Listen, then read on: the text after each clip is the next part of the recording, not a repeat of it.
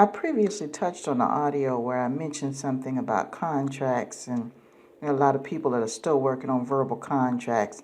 Back in the day that was okay, but you have to understand that we live in a capitalistic and a democratic society, and if a situation comes up where you have to go to court and you have to get the legal system involved, there may be some jurisdictions and some situations where they do allow verbal contracts, but for the most part, you want to cover your bases in your case and have ink on paper.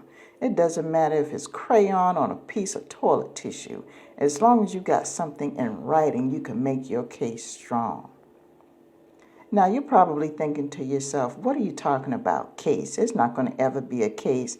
Now, if you've listened to any of my audios, there's always two areas where you think you know someone, and until a situation come up, you don't know them for sure. And that's in regards to love and money.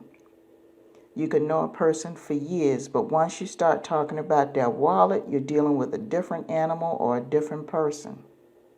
And if you're a good business person, you need to have everything documented in writing as much as possible, because the one thing that you do not put in writing is going to wind up being your biggest headache later on when dealing with people. Trust me when I tell you this.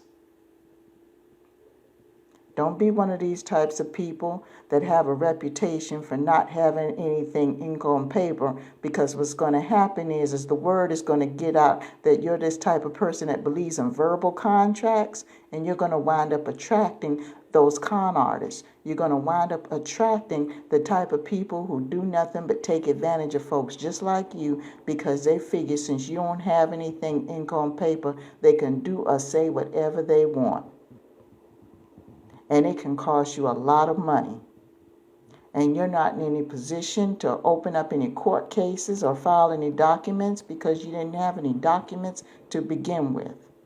It's your word against theirs. And like I said, in some jurisdictions that may hold up in court, but it's going to make for a very difficult case to fight if you don't have anything written down. If you're going to have a verbal contract with somebody and you insist on doing so, just don't do it for big ticket items, that's all. Do it for something small. In the event that you don't receive the money back or the product, it doesn't bother you. It doesn't hurt your bottom line, personally or business-wise. A few dollars here and there, if you're not going to miss it, you can be verbal contract all day long. But if you're talking about something that's going to make a significant difference in your financial future, or that's going to interfere with your career goals, you need to get something ink on paper. And I still don't understand to this day why there's some people who just believe in that. They're stuck in that era back in the day where everything was done verbally with a handshake. You got to understand, people, we were different. We're dealing with a different generation of people who had a different mindset. Those aren't the same people walking around out here today. And the system darn sure isn't the same. So do yourself a favor and cover yourself. These people with these verbal contracts, yeah, they might turn around and trust you with a verbal contract, but don't be surprised if they turn around and switch up too. And they'll be the first one, but as soon as the shit hit the fan, to say that they didn't even open their mouth and say nothing. I don't know what you're talking about. They're playing ignorant and dumb. They act like they hadn't even seen you before, let alone struck up a deal with you. They don't know anything about you then when things get difficult. I know some people that were out there in the streets and they had written contracts. They sure did. I don't know how they pulled it off, but they had some kind of evidence, whether it's video or audio, or they had some kind of evidence to prove that that person was involved with whatever. And when they got caught, they turned state's evidence over so they can walk.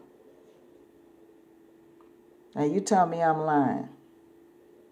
You don't know who's recording your transaction. You don't know what's going on. You may be sitting up there with somebody saying that's a verbal, and they could be recording the whole thing the whole time. You don't know. People act funny when it comes to love and money. It's the truth. There's nothing wrong with ink on paper. You might not ever have to pull it out. You might not ever have to use it, but it's a good way to cover yourself. Start practicing good, sound business by showing documentation, providing documentation, because what that does, that shows everybody else in your discipline that you're a true player, that you for real about your stuff. This verbal, you call yourself going into business in a certain field and everything's verbal. All of your peers that are in that same field are not going to hold you to high esteem. They're not going to take you as seriously as they take themselves because they figure something's wrong with you if you don't have ink on paper. Now, I'm just telling the truth. We're talking about business here. Now, if it's just a little hobby or hustle and it don't make any difference on your bottom line, then don't call it a business. Just call it a hobby or hustle and leave it alone. But if you're looking at making this a steady income, a steady source, then you're going to have to throw you're going to have to throw some rules and regulations in there. That's all that is to it.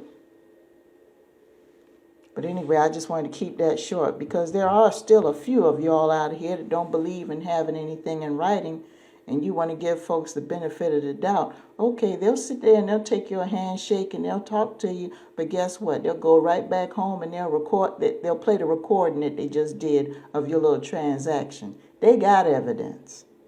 They just didn't tell you. So with that, I'm going to go ahead and let you go. Just saying.